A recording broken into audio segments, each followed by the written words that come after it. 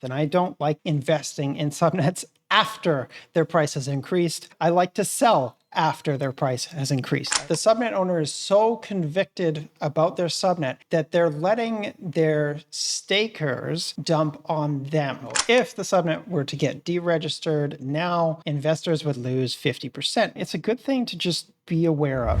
Hey, this is Travis. In today's video, we're going to go over 3 subnets. We're going to take a look at them from an investor's perspective. And then at the end, I'm going to pick the subnet that I think is the most undervalued of the 3. Now, these 3 subnets, they're subnets that you asked me about in the comments. So if you want me to review other subnets from an investment perspective, let me know in the comments down below. And of course, before we start, none of this is financial advice. Now, if you load up TaoFlute.com, and so we've got this brand new flag here, this alpha locked flag that indicates how much alpha that is outside the current pool has been locked, indicating that it's not going to be sold for quite a while. Now, of course, this is great to see on many subnets because it indicates to me as an investor which subnets are not planning to dump, right? Which teams are committed to building out their subnet. So, you usually want a certain percentage of the alpha that is outside the pool to be locked. If you want to find out that exact percentage here, you can look at this column here. This is the alpha lock percentage column. You can hover over it if you like to get a little bit more information about how much alpha is locked in conviction for the subnet. And then we've also got this column here, which is just the value in tau of the alpha that has been locked. And then we have the amount of alpha that has been locked in the last 30 days, just sort of indicating whether or not the subnet owner is consistently locking more, or if they're maybe unlocking some alpha and they could potentially sell at some point. So just as an overview for this column in particular, scrolling down, there's many subnets that have 0 alpha locked in conviction, and that sort of indicates to me I'm probably going to just stay away from those subnets. However, if it's a subnet that I like, I'm going to maybe start probing the subnet owner and going, just so you're aware, you should probably be locking some of your alpha that you don't plan on selling. So conviction locks are, brand new within Bittensor. And so some subnets that are good subnets might not have locked much yet because they're still, from a business perspective, trying to figure out how much they can afford to lock. Now, I know that the amount of data that you see on your screen here is really intimidating. And myself, I know like many of these things that I should be checking before investing in a subnet. And so what I did is I just encapsulated all of those things that are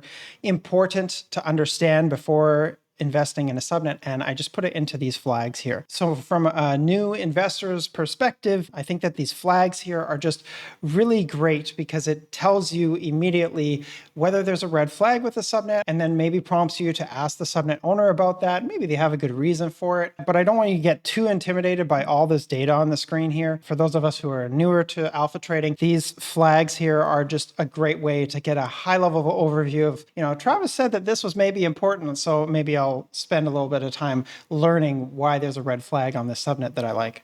So we're going to look at 3 subnets today. However, that was a bit of a lie because I always like having like a baseline subnet to look at to compare other subnet investments against. And so for me, that subnet is 93 Bitcast. So I'm just going to type it in here. I mine on this subnet. I know it pretty well. I know that there's revenue with the subnet. We don't have to get into this subnet in particular, but I like comparing the prices of the subnets that I look at to a baseline subnet that I know very well. So the first subnet we're going to look at today is Verathos 96. So I've pulled it up here. If we want, we can take a look at their website. So Verathos here says that there's no shortage of hardware in the world to power AI. There's a shortage of trust. And that's true because in a permissionless mining environment like Bittensor, there's no way to verify that the correct AI model was used outside of using something like a trusted execution environment. So Verathos built this zero-knowledge checksum-based verification system on Subnet 96. And so what this means in layman terms is that they can cryptographically prove that inference came from a particular model. So right now you can think of it as an inference subnet. However, they do have plans to expand beyond inference to fine-tuning and training. So really their focus is on verification. They say trust the math, not the compute provider. And using their verification system, they believe that they can turn the world's idle compute into a global intelligence network. So the first thing that I look at within TaoFlute to understand where a subnet is at as far as whether or not it's a good investment is this liquidation haircut column. What this means is it's the amount that you could lose if the subnet were deregistered. There's no risk of that happening right now on the subnet, and that is due to this high price. So this liquidation haircut doesn't mean as much right now. It means a bit more for lower price subnets, but I think of it as kind of the risk of investing in this subnet. So if the liquidation haircut was like minus 80%, that would mean much higher risk for investing in the subnet. So that's always where my eyes go first. And then I take a look at the red flags here, and it actually has basically no red flags. The only one here is the Twitter handle is not found. For them to do that, they could just hover over this flag and it tells them how to do that. But what does stand out to me as awesome is this nice green locked alpha flag. When this flag is green, it's a fantastic thing because it shows that the subnet owner has a lot of conviction in their subnet. They have locked a lot of alpha. And just to give you an idea of what percentage of alpha is a lot, because it's not really clear unless you're deep into it like myself, is 18% of alpha emissions go to the subnet owner. So if the subnet has more than 18% of their alpha locked, it means that the subnet owner has locked more than the portion of alpha that they would be getting. So it's a very positive thing when you see over 18%. The other thing I found myself doing recently is hovering over this whale flag. It just tells me the biggest holder in the subnet, how much they could crash the price on that subnet if they were to dump. So the biggest whale could dump the price if they sold everything 6% on this subnet. So that's nice to see. They've been putting out some Git commits here. I read through a little bit of it and they're just pumping out code right now. It's crazy. They've also got a very active Discord. So they haven't done any manual burns yet on the subnet. However, they do have a crap load of alpha locked here, this 34%. And this last month, they increased the amount that they had locked by 81,000 alpha. So just by looking at TaoFlute, I know they're doing a lot right on the subnet. If we compare it with Bitcast here with a price of 0.011 and Verathos with a price of 0.014, Bitcast is a subnet that does have revenue and is completely offsetting their miner emissions. It's a much more mature subnet, being over a year old here. So I look at Verathos's price and I think, it's higher than Bitcast and they are not as productive as Bitcast yet. So to me, it looks like Verathos's price is a little bit overpriced right now. However, if they keep doing what they're doing here, they may be able to justify this price and increase it. But myself, I never get involved with newer subnets, also subnets whose price is above 0.01. They have to have something really special about them for me to get interested. So I wish them the best, and let's move on to our second subnet. So the second subnet we're looking at is Bitsec Subnet number 60, and the red flags on that look very similar. They're doing awesome. They have again a huge amount of alpha locked, and I just want to point out how huge this is relative to other subnets. If we go to TaoFlute.com and we just don't put any filters on the subnets here, and we sort by the alpha percentage locked, and we go down to halfway through the page, you can get an estimate for kind of the median amount that is locked is 11%. So these subnets that we're looking at here have a lot locked, right? Like if we go down and we look at all these subnets that have 0% locked, I'm mostly just staying away from these unless I trust the team or there's something else to make up for it. So Bitsec is sort of the security Bittensor subnet right now.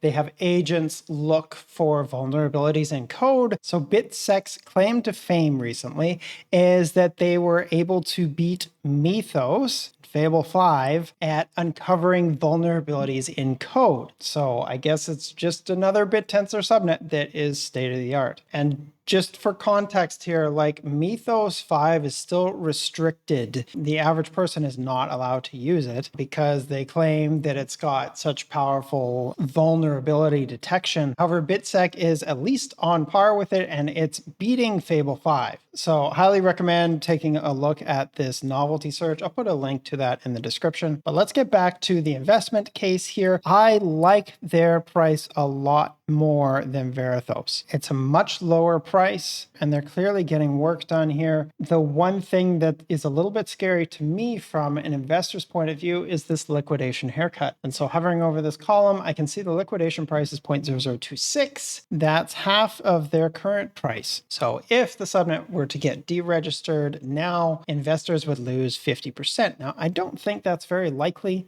given all of the hype that has happened on the subnet recently, but it's a good thing to just be aware of. So now I'm just looking at all the subnets here, because if you look at the price column here, 0.0026, so their liquidation price is somewhat close to the bottom here.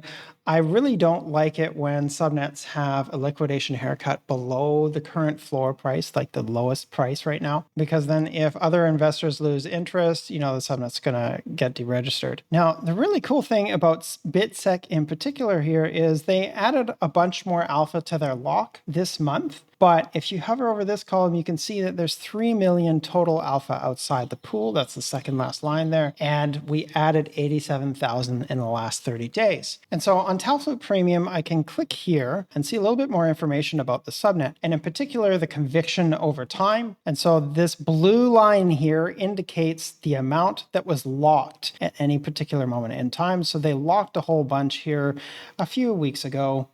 Let's just change this to the last 90 days. So this is when locks were introduced. So they immediately locked a whole bunch here. And just for context, this gray line here is 10% of the alpha outside of the pool. So you can kind of make a guess here that we're kind of 2 or 3 of those, so we're at around 30% or so of the total alpha that has been locked here. So it's great to see that they have increased the amount that they've locked, because I know many subnet owners will lock a whole bunch once and then they won't look at it again. And if they're doing that, they're still getting emissions to their wallet and they might be selling those, which again is totally fine. But for us as investors, it's just important to be aware of that the subnet owner might sell, or what's more common is they transfer to another wallet to sell it on that wallet. Okay, and the last subnet we're going to look at is subnet number 35, OxMarkets. It has a much lower price. This is where I like to play, is subnets at this price level. So I'm the most excited about looking at 0x just to see if there's any way that I can justify an investment here, because it's much more likely to 2x in value than some of these higher price subnets. If you want to know why that is, you can see a link in the description where I go into that in more detail. But let's quickly look at its red flags here. They do actually have an active X account. Let's take a look at that. And before we do, actually, 0x is they're building a DEX on Bittensor. Now, this is something that other subnets have tried or are trying to do their own version of. We haven't seen a front runner come out yet as far as building such a thing. I know that there was a big announcement that was supposed to happen on June 30th. I guess they've pushed back some announcement here. If we take a look at their website here and we go start trading, you can see here that it says it's on the test net right now. So it's not in production yet. I guess they must still be building it out. There's a red flag here for Discord activity. Sometimes we don't get all the Discord members right as far as like who's a team member on Discord. So I'm going to go and manually take a look at that. Then we have this incentive centralization flag here is yellow. So it indicates that one miner is getting 66% of all miner emissions. That's a little bit concerning to me. We have seen some subnet owners who control a lot of alpha in their subnet, and then they're able to basically own the largest validators on the subnet and provide their own miner with emissions that way. So that's what this red flag here is for. It's yellow in this case.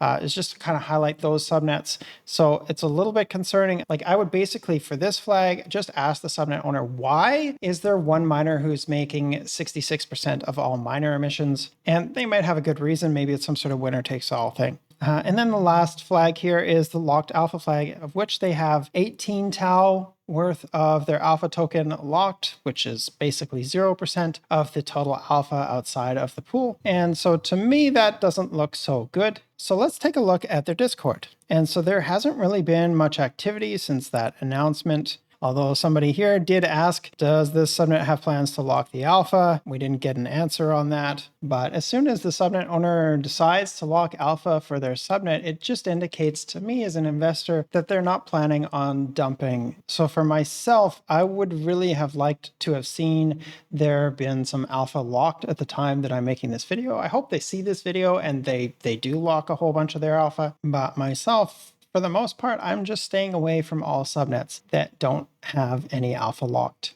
Another way to think of locked alpha within a subnet is the subnet owner is so convicted about their subnet that they're letting their stakers dump on them. Because without the locks, it's the subnet owner that can dump on us as traders, but it's the inverse if the subnet owner has elected to lock their alpha. So unfortunately, I can't justify right now an investment in OxMarkets.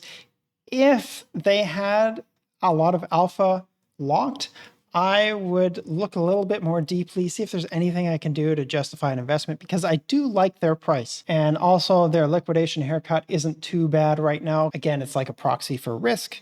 And so like looking at all three of these subnets here and comparing them to Bitcast here, it seems very much like Verathos is overpriced right now. It seems like OxMarkets, there's no owner conviction on it, so I'm not really excited about investing in that one.